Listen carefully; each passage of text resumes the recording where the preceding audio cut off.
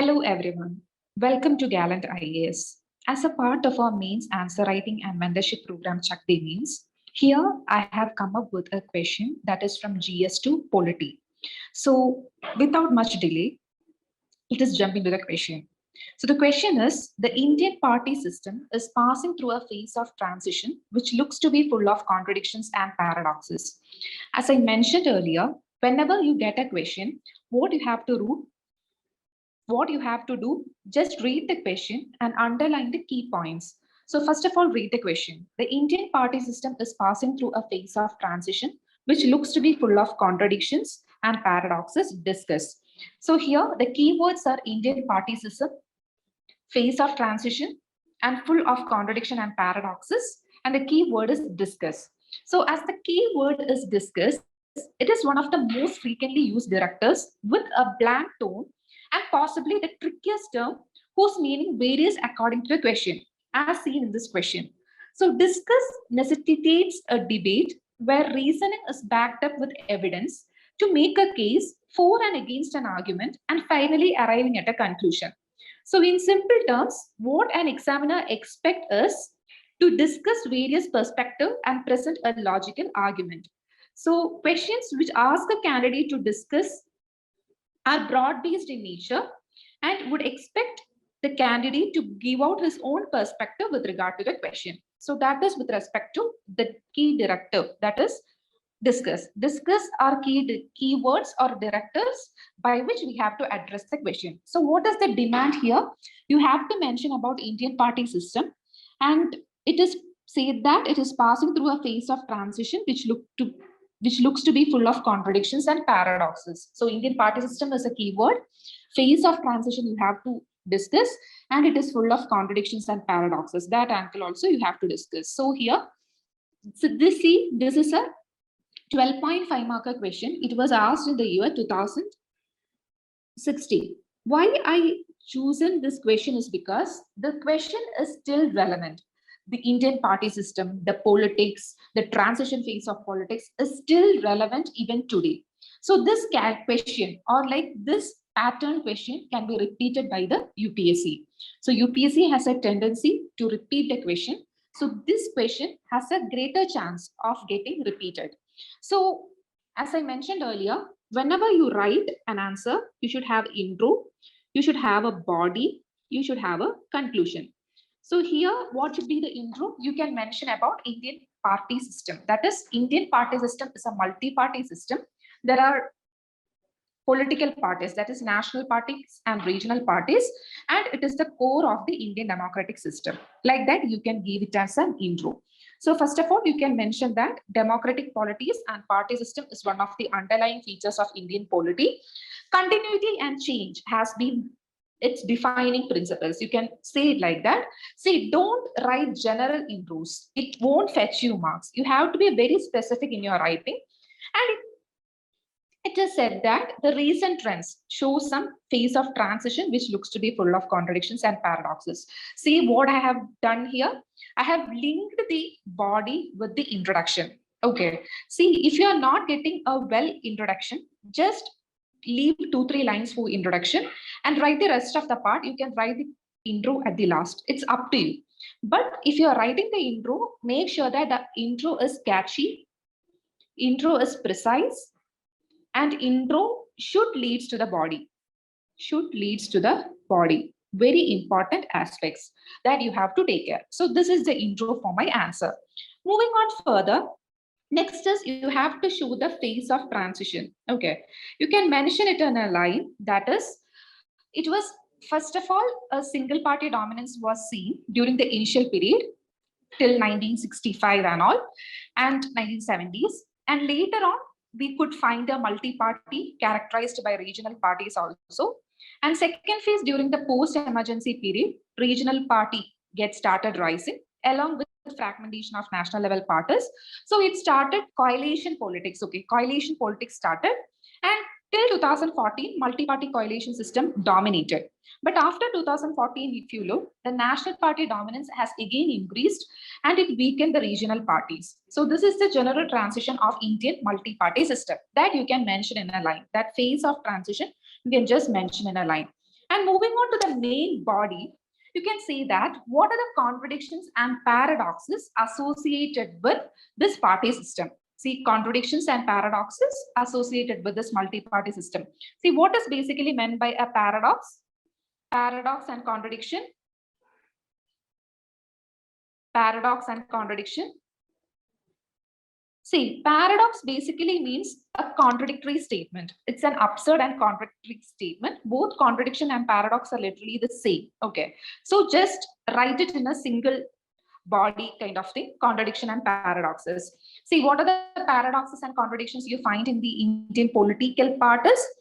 First of all, usually parties are organized on ideological lines. Is it right? I'm not explaining the party names. Mainly parties are based on ideological lines. You can look around and seek for examples.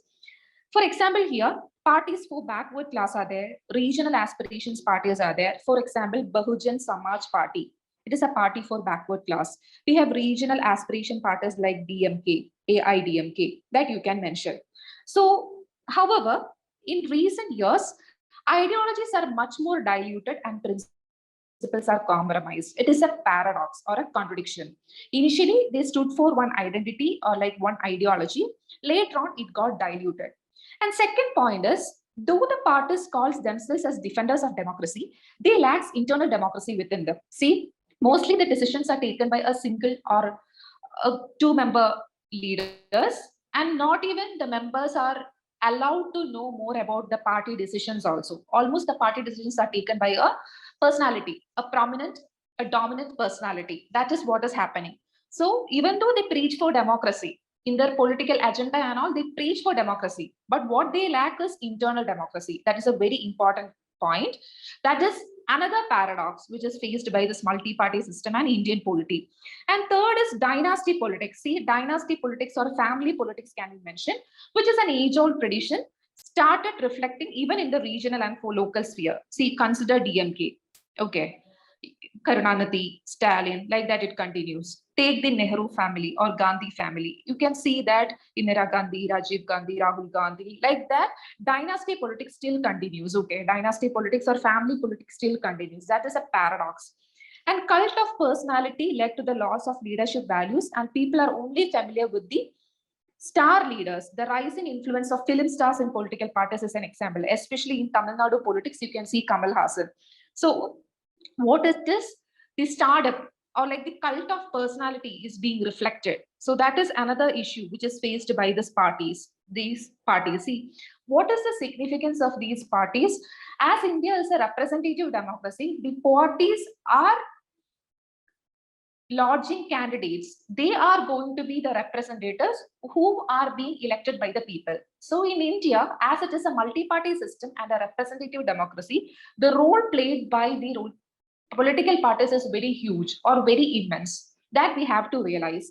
So even though they are most important parties, they are not under the purview of RTI. You may be knowing the political parties are not under the purview of RTI. That is again a contradiction. You can mention that RTI is not under the RTI. And we have crony capitalism. That is politician capitalist nexus is at its peak nowadays. And ministers are often seen in advertisements of private firms. That is again a paradox. You can mention that.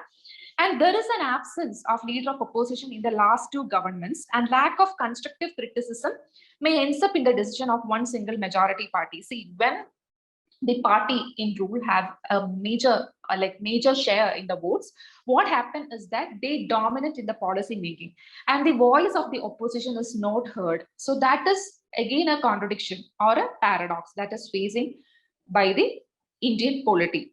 And if you consider the increasing role of muscle and money power through horse trading and resort politics, see example as recently seen in Karnataka elections or recently seen in Maharashtra election, the buying of MLAs and MPs is happening. So what they do is they buy the MLAs so that the MPs or MLAs resign the post and they call for by-election and they stand for the other party. And if they win, it is somewhat called as horse trading. Okay, horse trading and resort politics. Almost in news, you may be familiar that they have been transferred to some resort and all. So it is often termed as resort politics and horse trading. That is happening. Okay. And the ultimate aim of all parties is to remain in power rather than serving the society or the welfare. So they say that they are there for the people, they are there for the common man, but ultimately their aim is to remain in power. Okay, power is only matter. So you can see that even the rivalry is coming together in the name of coalition simply for electoral gains. See, if they are rivalries also, if their ideologies are different also, in order to win, in order to get power, they just have a coalition. So that is a paradox that is happening in the Indian political party system. And most often you can comment that criminalization of politics. Okay, criminalization of politics. Almost 30% of the MPs in present Lok Sabha has criminal backgrounds. That is again an issue. It is again a paradox. So you can mention the facts, figures here. See, as the keyword is discussed, you have to come up with maximum points giving an argument. So here I have shown that Indian political party system has a lot of contradictions and paradoxes. Like that you have to mention. Okay. And there are also a few systemic weakness in the present party setup. That also you can mention. One is anti-defection laws misused by the party leaders, which finally ends up in mass resignation, has happened in Arunachal Pradesh elections and all. So anti-defection law, recently Maharashtra elections also, if you consider, the anti-defection law is misused by the party leaders. That point you can write. And regional governments joining hands in center, forgetting their primary interest, which is regional. So DMK alliance and all. See, basically they are regional party, they have regional aspiration. When they join hands for power, they even forget their regional sentiments. That is one point. And rival political parties joining hands in the state, in other states and even in center. So for example, if you consider the Congress and the CPIM are rivalries in Kerala, but in North Indian politics or like in central politics, they are even joining hands. So that is a contradiction or a paradox that is happening in Indian political system. So what I have done is, first I have introduced about India's multi-party system and briefly explained about the contradictions and paradox, and straight away I have addressed the keyword transition angle I have addressed, and next heading is contradiction and paradoxes in the Indian political party system.